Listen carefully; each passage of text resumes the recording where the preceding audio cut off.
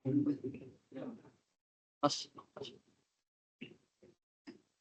Oh. Assalamualaikum warahmatullahi wabarakatuh. Assalamualaikum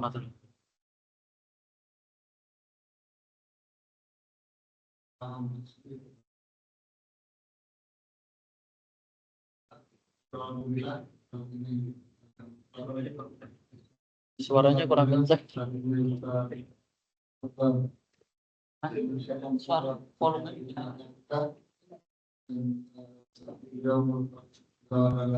Pak Mas, volumenya lagi.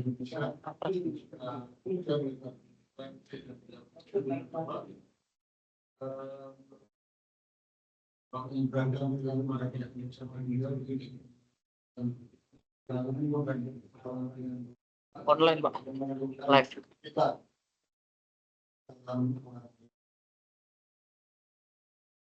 Makan ini kita akan menyampaikan materi mengenai Masalah tanah. iman dan takwa.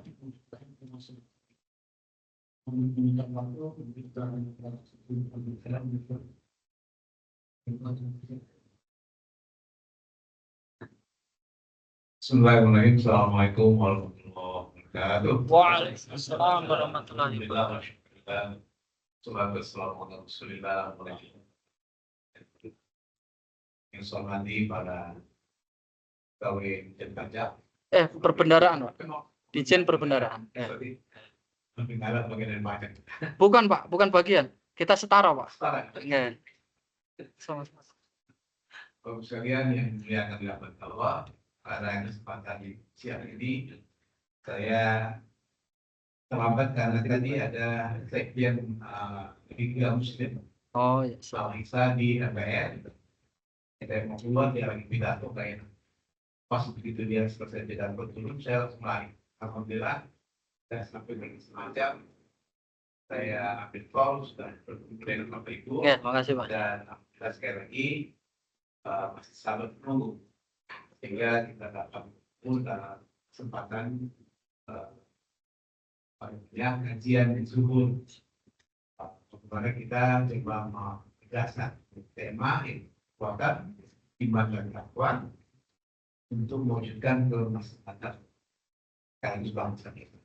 Nah, lewat perbenaran negara ini yang mau uang ini supaya membawa maslahat. Karena bicara soal uang itu tidak mudah. Bapak sekalian, di dalam Al-Quran itu jelas dan tegas memerintahkan kepada kita semua. Kita lihat ada surah khusus 7 ya. Bismillahirrahmanirrahim. Walau anna al-Qur'an an-nuwa saqaw fafatahna alaihim barakatin minas sama'i wal ardh. Walakin kadzabu fa'akhadnahum bil makan. Kiranya penduduk satu kaum itu beriman dan bertakwa, saya Allah beri barokah, ya, barokah minas sama'i wal ardh. Jadi hujan Allah berikan barokah. Amin. Panas, Amin. matahari itu memberi barokah, ya kan? Allah tumbuhkan kali kayu membawa barokah. Tapi kalau digulung semua Banjir. berbalik, nggak bawa barokah. Nah ini, jadi sebenarnya tinggal itu keseimbangan supaya yang digulung semua, ya, supaya yang ditebang semua. Kalau ditebang semua ya terjadi kesenjangan ekosistem. Karena itu supaya barokah minas sama'i wal ardh, kata Allah, maka aman barokah. Dan karena Quran ini iman dan takwa. Tapi sebaliknya, walakin kadzabu, kalau kamu dusta, nah ini masalahnya kan. Kalau kamu dusta, akhadnahum bimakan, kami akan azab. Nah, pertanyaannya apakah banjir ini azab atau ujian musibah, cobaan? Nah, tergantung kita bagaimana bersikap. Setiap kali Allah menurunkan musibah itu ujian bagi. Setiap kali Allah menurunkan berupa longsor, hujan deras itu musibah. Tapi sebaliknya bisa jadi azab. Kalau nggak disikapi dengan iman dan takwa, di saat-saat terjadi seperti ini, kita justru mencela, mengatakan Allah tidak adil, Alhamdulillah tidak adil. Mengatakan Allah ya menurunkan bala yang membuat manusia tersiksa. Nah ini sekali lagi ungkapan-ungkapan seperti ini tidak boleh terjadi di tengah-tengah suasana kita sedang menghadapi musibah seperti ini. Tapi yang harus kita lakukan, kita perbuat adalah wabasyiri ini. Nah, itu ada dalam surah Al-Baqarah 155. Bismillahirrahmanirrahim. Ya, walanabluwannakum bisyai'in minal khawf wal-ju' wa naqsin minal amwal wal anfusi wath thamarat wa basyirus sabirin. Tapi pasti uji kamu kita. Itu kata-kata pasti diuji oleh Allah. Walanabluwannakum. Uji dengan apa? Bisyai'in minal khawf, dengan suatu sikap yang khauf, takut.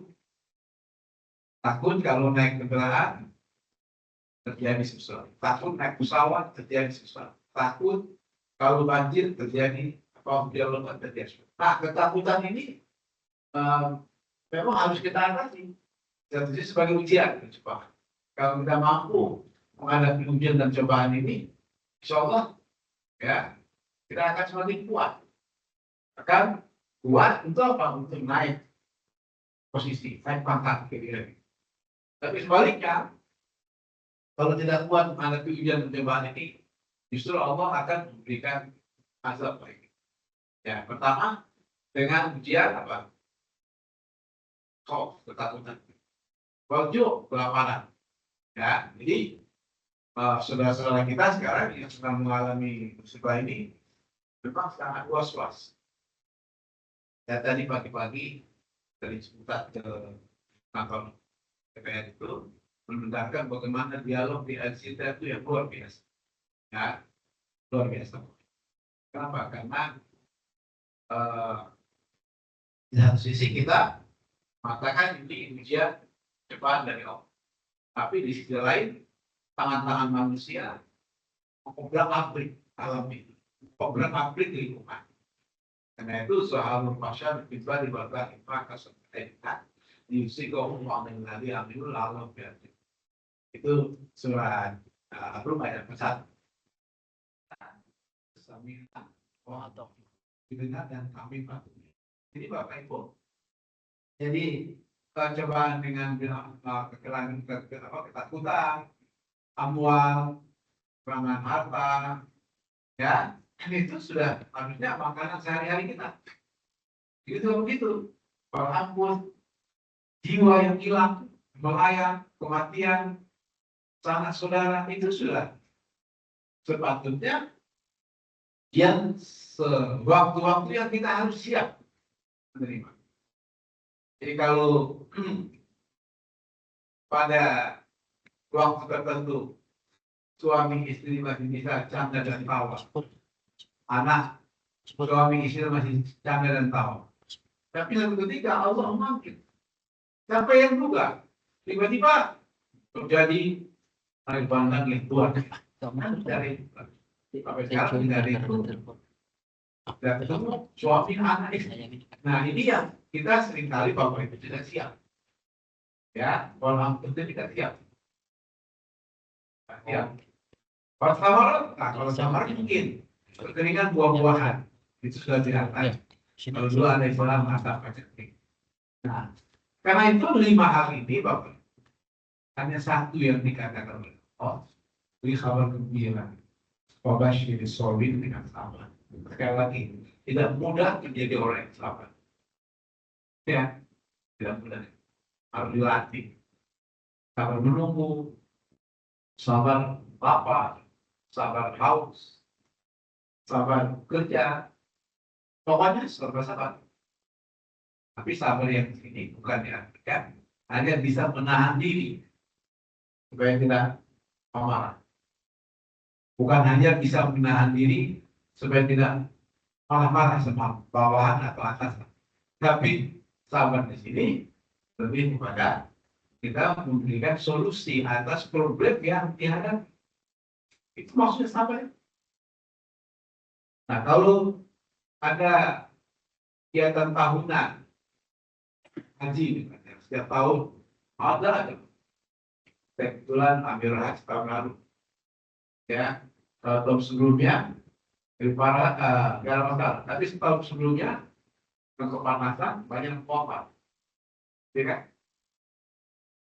Nah, intinya kalau terjadi sesuatu tidak sabar aja. Jadi seolah-olah sabar itu menjadi tumbal, menjadi apa? Kambing hitam. Kalau ada masalah, padahal masalahnya di bawah sendiri. Itu yang boleh. Sabar itu mestinya memberi solusi atas problem yang kita hadapi. Jadi kalau kita mau sabar dalam menghadapi musibah bencana yang baru saja terjadi, artinya kita harus turun tangan supaya memberikan solusi atas kesabaran. Wabashir sobirin, sekali lagi di kabar gembira agar mereka bersabar. Nah, siapa itu yang bisa bersabar? Bapak Ibu, sekali lagi amanu batang. Siapa lagi orang yang bersabar untuk mendapat barokah itu? Itulah mereka yang oleh Al-Quran menyebutkan ya di dalam satu ayat ahadiban nas ayyudraku ayyaqulu amanna wa hum la yuftan. Apa kamu sudah beriman kepada Allah? Aku mulai yuftan. Kamu belum lulus dari ujian. Jadi kalau kita mengatakan diri orang beriman, itu terus diuji oleh Allah. Kita lulus dari ujian Allah. Jadi kalau kita sekarang ini sedang mendengarkan pengajian, kita diuji oleh Allah dengan rasa ngantuk. Ya kan? Saya juga kalau dengar jadi ngantuk. Kalau tidak sabar mendengar. Nah, jadi yang kalau yang ngantuk aja nggak apa-apa. Nah, kalau yang dengar aja. Cuma nanti pahalanya beda. Itu mas. Yang ngantuk itu pahalanya berat. Kenapa? Karena yang dengar utuh. Tapi yang dengar utuh, ya kan, dari A sampai Z, dari awal sampai akhir itu pahalanya biasanya lebih tinggi. Sama seperti kalau sholat, ya, dari sholat akan tertinggi dulu. Sahkah sholat Islam? Jadi pahalanya dikurang. Kalau saya dengan sholat berjamaah, kira-kira gitu. Nah, sekarang kita mau pilih yang mana? Itu kita pilih yang sholatnya lebih afdol. Sholat lebih afdol, supaya lengkap dengan. Nah, begitu juga kembali kepada ujian Allah. Apakah ujian Allah itu mendatangkan pahala atau sebaliknya dosa? Nah, sekarang kita tanya, mana ujian Allah yang mendatangkan ganjaran atau pahala? Mana ujian Allah yang mendatangkan dosa? Sehingga bisa nggak dipilih dan pilih? Ya. Jadi kalau ujian Allah, ketika kita sakit, ya, sakit itu bisa nggak mendatangkan pahala? Bisa. Atau bisa mendatangkan dosa nggak? Bahkan sakit itu mengumpulkan dosa kita. Bukan. Tapi sakit itu tidak mendatangkan dosa. Kenapa? Karena kita bersangka yang suuzon kepada Allah. Ya kan? Atau suuzon kita kepada manusia. Mestinya bukan suuzon. Kita sangka baik. Karena kata Rasulullah dalam hadis qudsi, Allah itu tergantung Prasangka. sangka hambanya. Gitu kan? Kalau kita sangka baik kepada Allah, Allah akan memberi yang terbaik bagi kita. Ya, jangan sebaliknya. Ya Allah, ini saya sudah rajin sholat, kok masih miskin? Ya Allah, ini saya sudah rajin ngurus diri saya, kok masih sakit? Bukan hanya mempertanyakan begitu. Bahkan ada yang ekstrim mengatakan, ini Allah nggak adil. Begitu. Maka saya sudah siap lahir batin, fisik dan mental mengawal diri saya ini, kok masih sakit? Karena dia nggak tahu kalau sakit itu membutuhkan dosa. Melatih dia supaya berbuat kebajikan. Itu contoh-contoh yang saya ingin sampaikan secara konkret Bapak Ibu. Betapa kita ini sehari-hari dipuji Allah. Untuk apa? Untuk meningkatkan iman dan takwa kita. Nah, jika iman dan takwa kita meningkat, ada satu definisi ulama yang mengatakan, ya, bahwa al-iman yajib bitto'ah.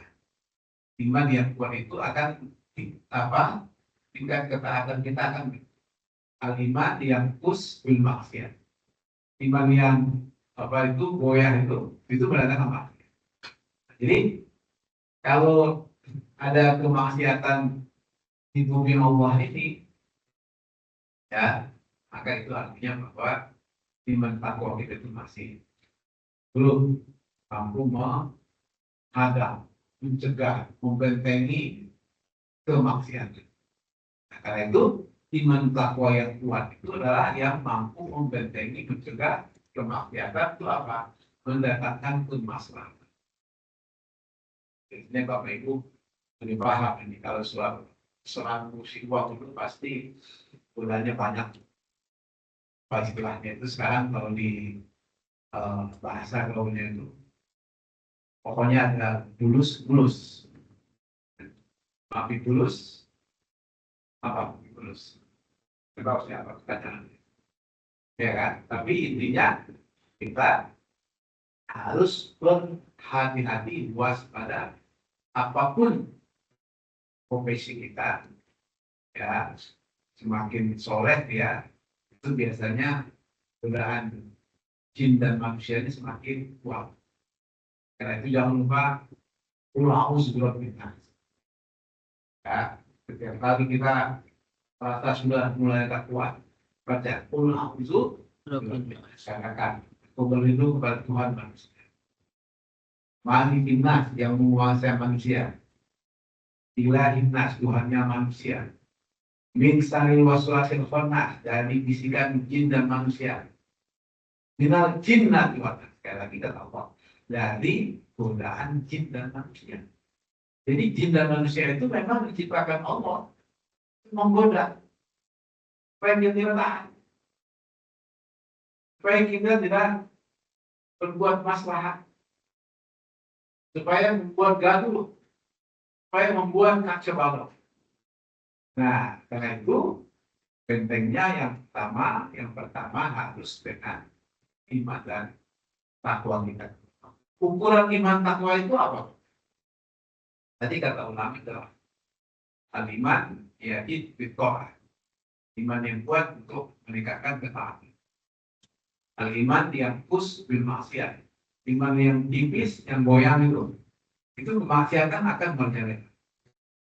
Jadi di bumi Indonesia ini yang mayoritas muslim, pastinya ya, tingkat kemaksiatannya harus rendah.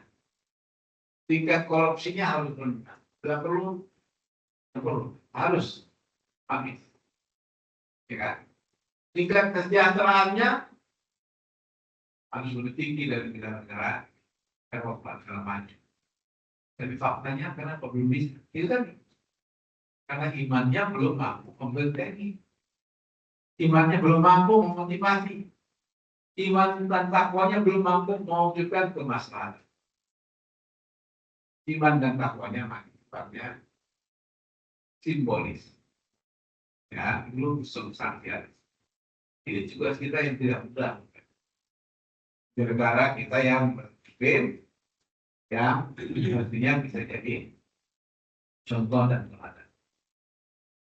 Apakah sudah mampu mewujudkan kemaslahatan secara keseluruhan? Mungkin secara umum sudah aman, damai, tentram. Tapi aman, damai, dan tentramnya jangan seperti api dalam sekam. Kenapa? Karena aman dan tentramnya harus betul-betul terwujud dari dasar iman dan takwanya. Allah mengingatkan dalam Al-Quran, Ibu. Di salah satu ayat mengatakan begini, surah An-Nur ayat 55. Wa'adallahu alladziina aamanu minkum wa 'amilus shalihaat la yastakhlifannahum fil ardh kama istakhlafal ladziina min qablihim wa la yumakkinanna lahum diinahum alladzi irtadha lahum wa la yubaddilannahum min ba'di khawfihim ya'budunani la yusyrikuna bi syai'in wa kafaru ba'da dzalika fa ulaika humul fasiqun. Sekiranya Allah menjanjikan wa'adallahu alladziina aamanu minkum wa 'amilus shalihaat, kalau beriman dan beramal saleh di antara kamu, ya, la yastakhlifannahum fil ardh. Janji bagi Allah yang beriman itu orang yang mampu memiliki kemaslahatan, yaitu la yastakhlifannahum, pemimpin yang mampu membawa maslahat. Karena istakhlafal ladziina min qablihim, sebagaimana pemimpin sebelum kami. Itu Islam sampai jaya ke Spanyol itu, karena pemimpin-pemimpinnya membawa masalah. Oleh makinan tahu dina dampul dan Allah menentukan agama yang dia ridhoi sebagai agama yang dijadikan Allah menjadi kekuatan bagi kita. Oleh ibadillah min ba'di khaufin, dan dalam suasana takut, ya, Allah menciptakan suasana aman. Khaufin aman, dan jadi negara yang aman, maslahat. Kenapa? Karena kata Allah yang budunani la yusyrikuna bi syai'. Ya, abdilah kepada Allah, jangan sekali-kali bersekutu. Maka kalau mereka pada dalika setelah mereka beriman, faulaika humul fasik, sungguh mereka orang yang fasik. Nauzubillah min dzalik. Karena itu bagaimana kita jaga, kita rawat. Bapak Ibu jangan sebentar iman, sebentar engkar, sebentar iman, sebentar engkar. Jangan. Karena khawatir kalau dia dalam keengkaran meninggal, dia akan menjadi orang yang fasik. Nauzubillah. Bapak Ibu, itu pengantar saya. Silakan kalau ada pertanyaan. Saya persilakan. Sebelah kiri ini ada satu, yang sebelah depan ada satu, atau sebelah karena ada satu. Jadi mungkin nanti satu-satu pertanyaan singkat padat waktu. Supaya setelah ini kita kembali bertugas seperti sedia kala. Saya persilakan, saya kembalikan kepada Tuhan.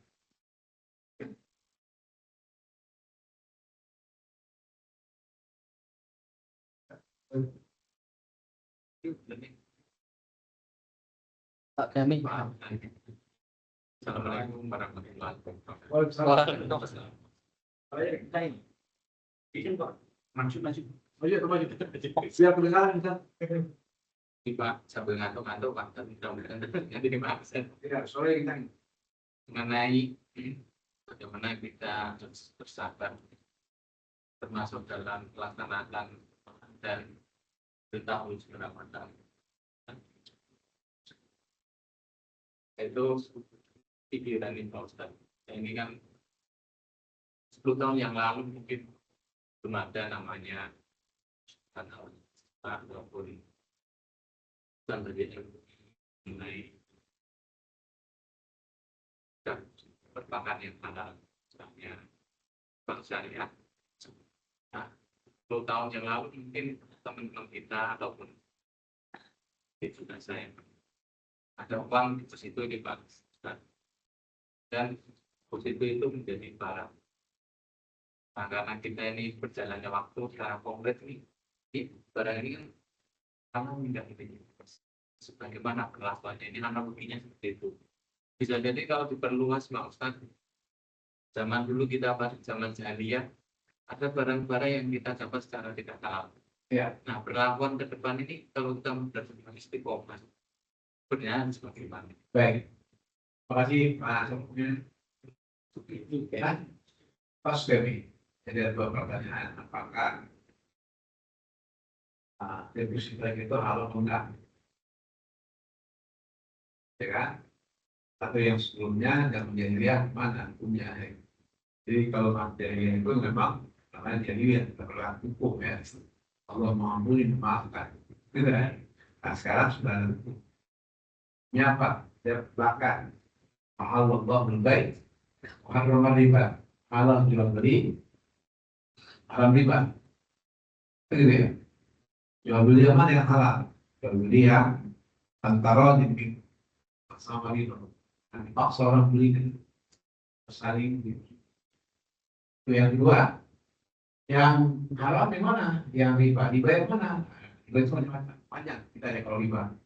Ya, banyak kita ada riba. Tapi riba itu melomok atau apa apa ada bunga dan bunga. Ya, banyak korban itu masyarakat miskin. Para rentenir itu dipinjam hari ini 10 juta, ya kan? Nanti dikembalikan 2 kali lipat. Karena per hari ditarik uangnya 10.000 atau 5.000 dan seterusnya. Jadi bunga dan kalau definisi bunga itu sudah jelas. Nah sekarang uang kita yang di bank gimana? Nah baiknya jangan simpan di konvensional, tapi simpan di perbankan syariah. Ya kan? Kenapa? Karena beda konvensional dengan perbankan syariah itu ada perbedaan yang prinsip. Saya sering bilang begini, kalau apa beda nikah sah dengan nikah yang sudah nikah ataupun belum bom? Nah, namanya belum bom, apa kan? Kalau nikah yang sah gimana? Ada pertanyaan lagi. Yang sah itu yang mana? Yang sah itu sah secara administratif dan sah secara hukum. Maksudnya gimana? Maksudnya cara pernikahannya dipenuhi dia sah. Kan gitu. Tapi harus dilengkapi secara administratif supaya sah di negara. Karena kalau nggak disahkan negara, nanti anak cucunya kemana ya? Gimana nasibnya? Nah itu harus dilengkapi karena bawa masalah. Tapi kita kembali ke soal akad. Tadi hanya perbedaan apa? Bedakan nikah dengan hukum. Saya ingin mengatakan bahwa secara syar'i ini Islam kita menggunakan perbankan syariah yang sekarang sudah tumbuh hampir 10%. Yang dulu ketika MUI kira-kira tahun lalu 1989 itu masih tertati-tati, ya kan? Nah, sekarang sudah kita dorong untuk tumbuh dan tumbuh. Karena itu mari kita besarkan. Karena ironinya kita 9% perbankan kita baru mau naik dari 9 ke 10%. Ya kan? Dibanding dengan konsep konvensional. Jadi ini kan terjadi karena kesadaran kita untuk pengembangan ekonomi keuangan syariah itu masih rendah di Indonesia. Ya rendahnya inklusi, literasi inklusi keuangan syariah. Saya harus kita perkuat supaya semakin meningkatkan kesadaran mereka. Itu saya kira jawaban untuk pertanyaan pertama. Kedua sekarang. Ke depan. Atau nggak ada? Puas. Belum puas. Mas saya barang artinya kita dapat deposito nih Pak Ustaz. Gimana? 5 tahun lalu kita masih belum Ya. banyak. Kemudian kita sudah beralih ke syariah. Cuma 10 tahun lalu kita sudah dapat bunganya gitu loh. Oh iya. Beli sesuatu barang gitu. Ya, Nah, barang itu kelamannya gimana Pak Ustaz? Ya, oke. Ini pertanyaan berikutnya. Tadi kan belum ada ya. Barang yang dibeli dengan ada riba gimana? Kalau saya gini, Haknya gimana? ya oke, bunganya gimana? Barang yang dibeli gimana? Ya, Sudah jadi jadi karena kita sekarang sudah sadar bahwa itu keliru, nah kita taubat kembali ke yang benar. Karena kita yakin itu dosa masa lalu pasti diampuni oleh Allah. Allah Maha Amin ya Rabbal Alamin.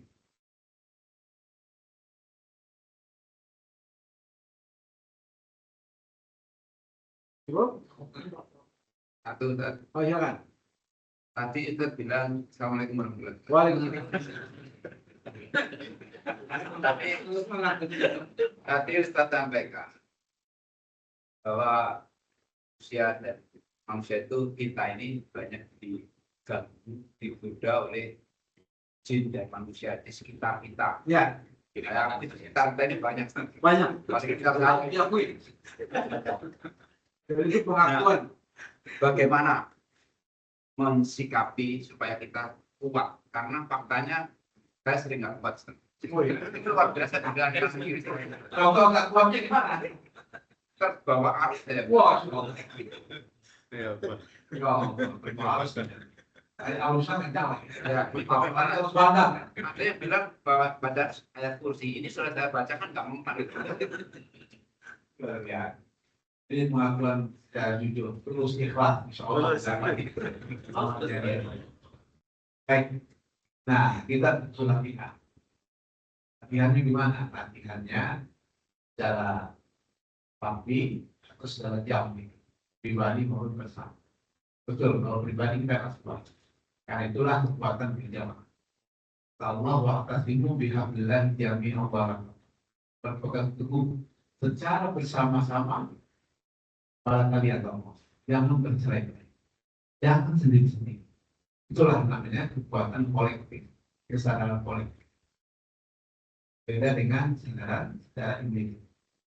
Karena itu kesadaran kolektif ini harus terjaga. Kekuatan bersamaan, kekuatan kekompakan, kekuatan pasca itu kekuatan bersatu kita tunggu, bercerai kita.